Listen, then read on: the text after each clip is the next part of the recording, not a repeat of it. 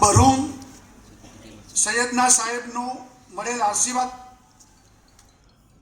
વિષયથી 53મા સૈયદના અલી કદર મોલા હુબહુ એના જેવા જ દેખાય છે.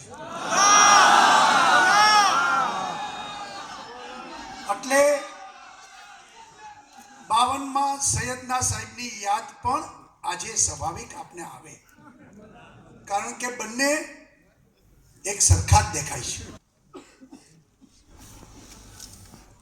એની એક વિશેષતા છે.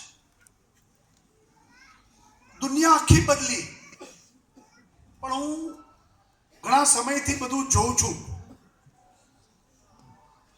બધા સમાજો પોતાની